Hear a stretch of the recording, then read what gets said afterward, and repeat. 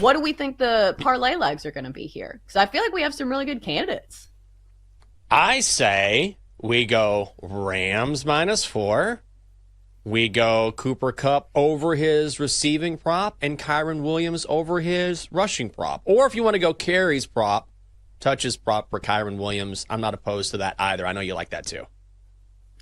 Well, what about the 4? Does this make you nervous at all that it's over a field goal? Like for the parlay, should we do -3 or do we just do Rams money line? I was just thinking about that. You can do Rams -3 at -146. I might play that anyway. I hate when you have a game that's right there at that dead number. What is your thought on buying? Am I being stupid here? I feel like I'm being stupid, like buying this down to 3, but but then again, 4 is sort of no man's land when it comes to these spreads, you know? Yeah, I think it really depends on your goals as somebody who is betting.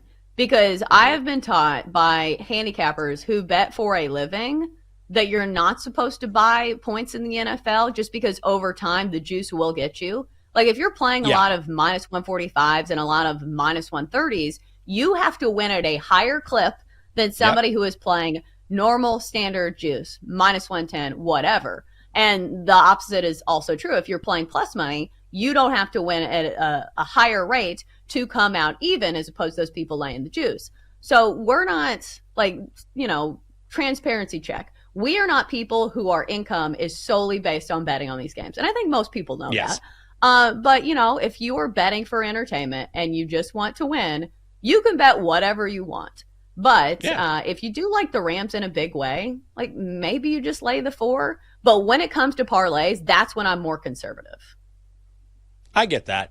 Now, especially when you're talking about a 3-leg parlay, we could play this down to 2.5 if we wanted to. I would certainly not recommend that for just a single game bet. But for a 3-leg parlay, I certainly don't mind laying a little bit more juice for something that will end up being a plus money payout if you want to do that. There's different ways you can do it. I would say if we're doing a parlay, I would play it down to 3.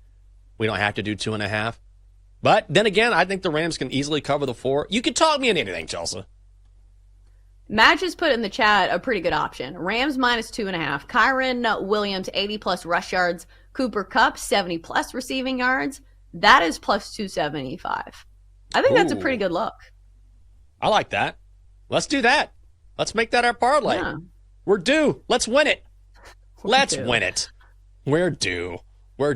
Hey, we haven't hit one of these 7 days of parlays yet at BetMGM, but I like this one a lot. And we're both in super agreement on it. Whereas the other night with hockey, it was like, all right, I know you're not much of a hockey gal. My bets weren't good anyway, so it's moot point. But this is something I think we are both very much in line with as far as how we see the game playing out.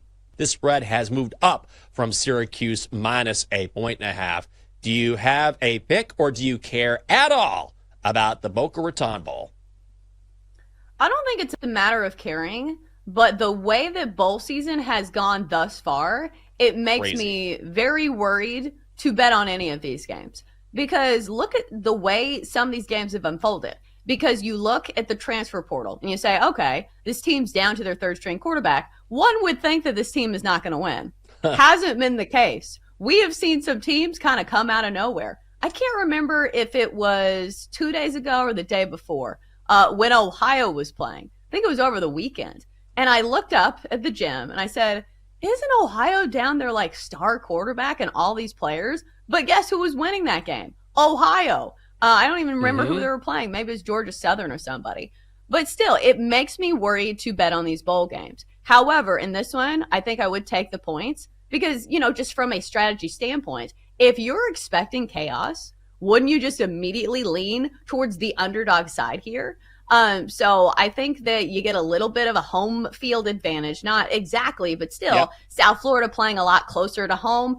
Syracuse laying 3 here. And we're seeing money come out on the other side, though. So, that's one red flag because usually I like to follow the line movement, but my instincts are going in the opposite direction. So I don't know what to do with this game, so I'm not going to bet on it.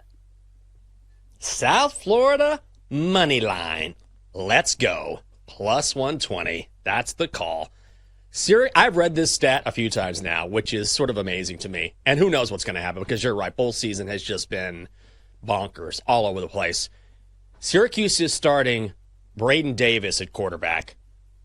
He has thrown one pass all season, and that was completed for a negative 6 yards. What are you going to do with that? Seriously, that's great. And then on the other side, South Florida's quarterback, Byron Brown, has passed for more than 3,000 yards this year, rushed for more than 700. So when you're talking about the most important position on the field, and you've got a guy from South Florida who has more than 3,700 total yards this year in offense versus a guy who has -6, I think I'm going to go with the Bulls here, plus 120. That's the only handicap I can come up with.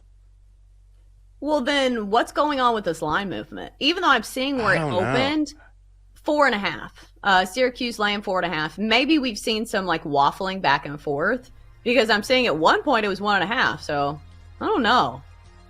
Yeah, I don't know either. But I will stay away. That would be my lean. Why not try to get some plus money in this crazy bowl season?